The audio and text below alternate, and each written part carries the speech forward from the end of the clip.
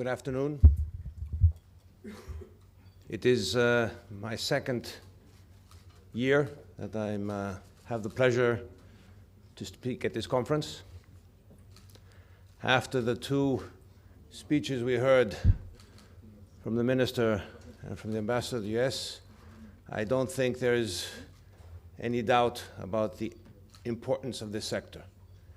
It is not just importance for the Greek economy, but it's a regional issue. Before I go into the issue of financing, let me just take a step back and remind all of us the importance for the Greek economy. The Greek economy, as we all know, needs to become more competitive. To become more competitive, you need cheap energy.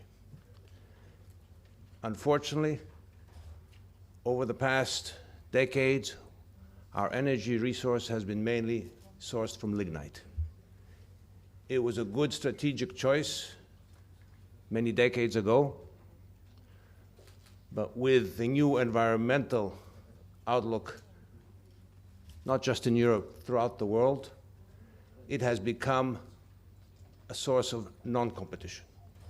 And let me mention just a few details. We have the highest carbon intensity among the EU at 70%. We knew that we needed to invest in alternative sources of energy. I mentioned that in my remarks last year.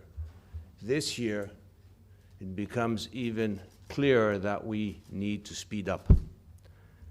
Carbon permit prices have skyrocketed from 5 euros per ton 2 years ago. They're at 25 euros per ton.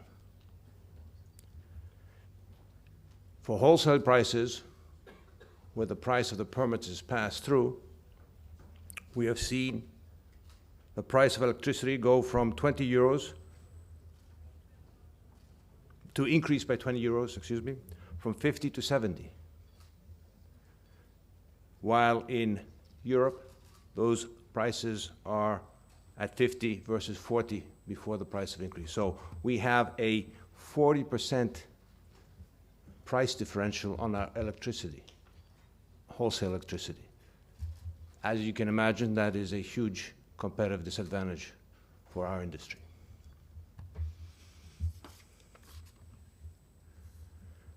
What are our options? Clearly, renewables, where much progress has been made, and now over 20% of our energy capacity comes from renewables. And of course, natural gas, where there you also need to invest in connectivity. We also have an economy which has a lot of islands, as you all know and have visited. We need interconnectivity with the mainland.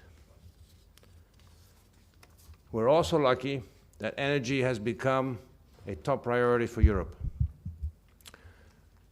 Europe wants to make a single European energy market and integrate all national grids. We can piggyback on that initiative. There are also initiatives to import gas into Europe from various sources other than Russia. That is another key initiative that we can take advantage of. Estimates are that we need 25 billion of investments in energy over the next 10 years. 25 billion to meet the energy targets of Europe. About 10 billion will be in renewables, another 10 in connectivity, and the rest will come from energy saving in households, more small investments. That's clearly a big opportunity for financing, for banks. But the big projects are very difficult to finance. And let me just give you a few examples why they're difficult. Projects are clearly very large, so you need someone who can finance them. They have long gestation periods. It takes a long time to build them. And during that time, there's no cash flow. So there's no way for you to be repaid. So it's very difficult. You need to be able to sustain that as a provider of capital. We don't have the large public sector monopolies to finance these corporate projects. Energy sector has been unbundled, has been privatized partially, and these investments are done by SPVs with various interested parties, with different exit periods, and non-recourse. Even more difficult. There are interconnection issues, which create issues which are political, east-west, neighbors, as you can tell from the ambassador of the US being here, the energy ministers from other countries. It's a political issue. That makes it more difficult for bankers.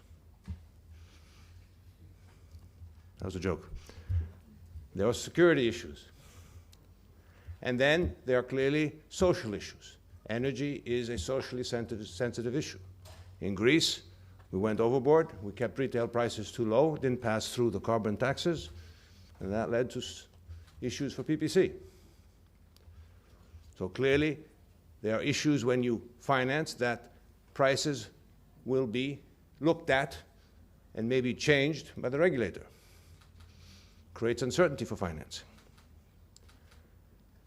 And then, clearly, you need expertise in various types of financing. Different types of sectors. Renewables are different from gas pipelines, which are different from gas turbine production, thermal. So you need expertise in various different sectors. Drilling as well. So all this adds up to that this financing needs to be done by banks, and that cannot be done by bond issuance.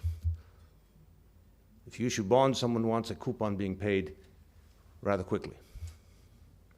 So it has to be done by banks, banks which are healthy, have large balance sheets, and clearly have expertise in project finance to be able to undertake these difficult projects.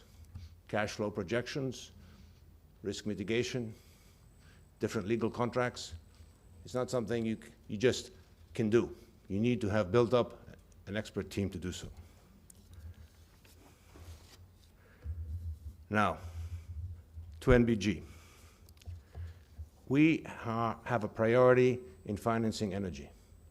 We've done so. We've made this strategic choice several years ago.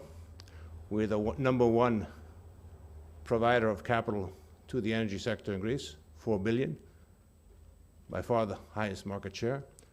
Half of that is renewables, and we have about 40% of financing to the renewable sector from the Greek banking sector. We've also managed to win the mandates for all the big tickets. I won't go through the list, but clearly the LNG terminal in Alexandroupolis is by far the most prestigious project, and that we are the lead bank on that. And there are clearly going to be other projects. And the reason that we are winning these mandates is because our energy sector team has the capacity to provide the expertise and the financing. The balance sheet is healthy. We're the most liquid bank in Greece, and we have a capital ratio of 17%, so there are no capital issues either.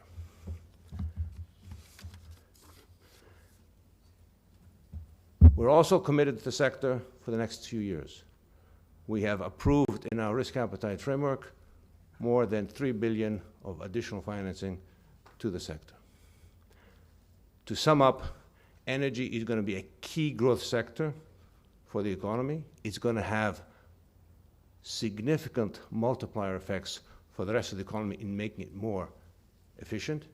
It's going to be an expert sector because it's going to be integrated with the rest of the region and of Europe. So it is going to be one of the most dynamic sectors of the Greek economy and of the regional economy for the years to come. Thank you very much.